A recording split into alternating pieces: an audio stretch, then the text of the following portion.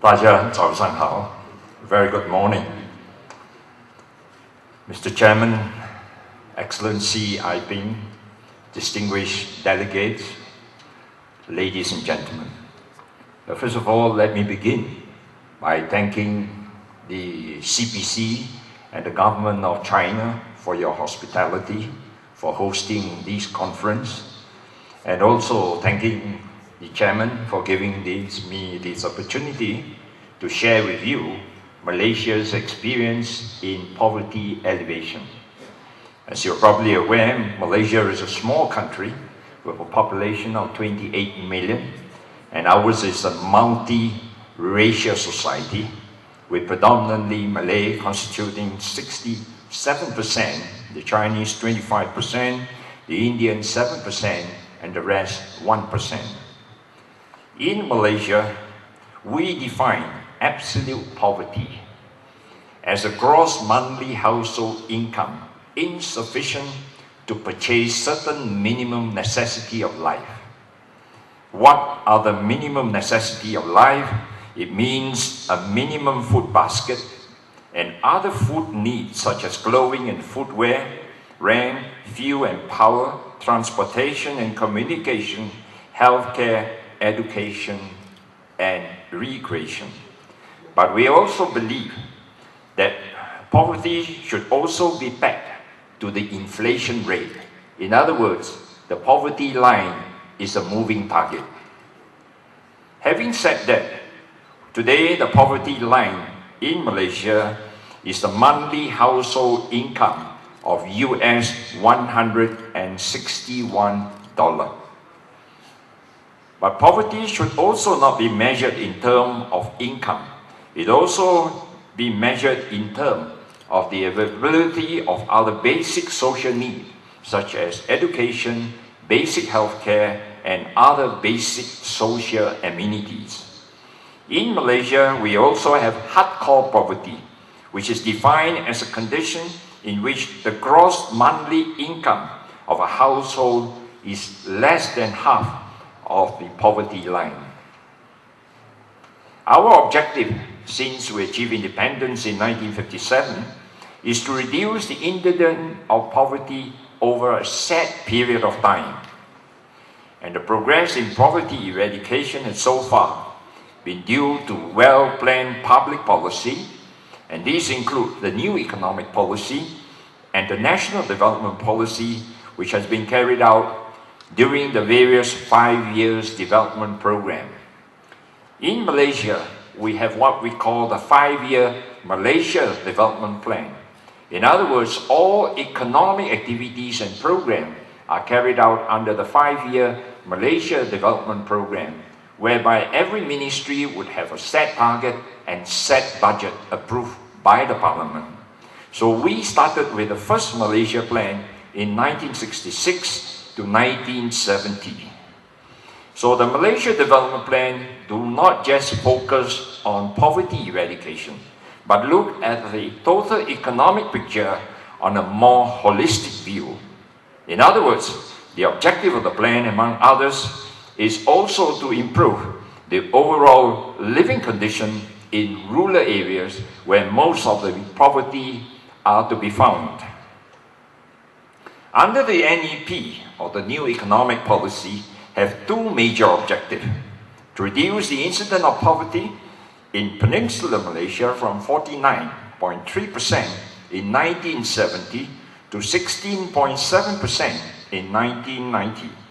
Two, the restructuring of society so that there is no identification of race with economic functions. Under the National Development Policy, which runs from 1991 to 2000, was to reduce the incidence of poverty to 7.2%, and also to reduce the incidence of hardcore poverty to 0.3% by 2000. And this was revised to completely eradicate hardcore poverty by 2010. The main focus in the new economic policy year was on the reduction of the income gap among groups, either ethnic, rural, and urban and income groups, and during the national development policy was reducing intra-ethnic income gap also became an important objective. How do we achieve all these that have been set out? The primary strategy has been to provide employment opportunity for the poor, to facilitate self-support and increase income to exceed the poverty line income. Welfare handouts are only for the very, very poor who have been unable to find gainful employment, and also for the aged, the handicapped, and during circumstances such as natural disaster. We do not have a social security system, but we do have a compulsory savings scheme for the private worker, which is backed at 25% of the worker's salary. The emphasis and focus throughout this 20 years period, from 1970 to 1990, has been on projects that enable the modernization of traditional methods of production and also the participation in mainstream economic activities. These are focused on modern farming, value-added processing of agriculture product, and non-farm or off-farm activities and employment that provide higher income than traditional farming.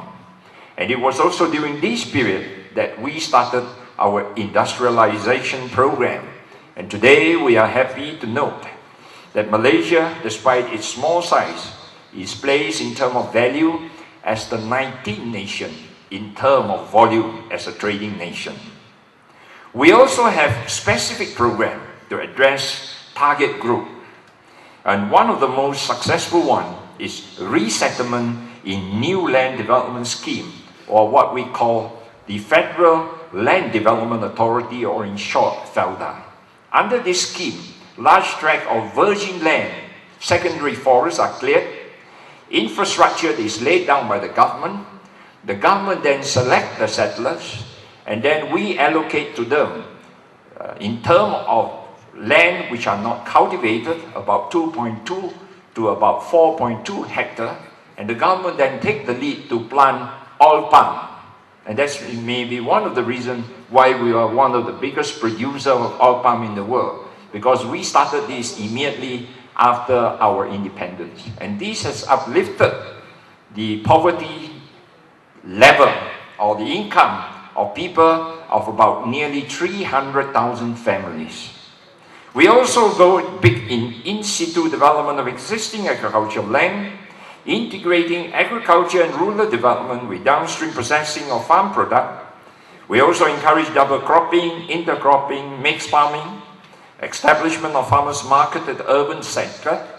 Of course, we have not forgotten training and education and industrial and vocational training. And with all this, we are glad to say that the incidence of poverty has been reduced from 49.3% in 1970 to 4.1% in 2009. Because of time constraint, ladies and gentlemen, I have to cut short. Anyway, I thank the chair and thank you, ladies and gentlemen. 好，谢谢蔡希历先生。现在在台上就座的发言人已经全部。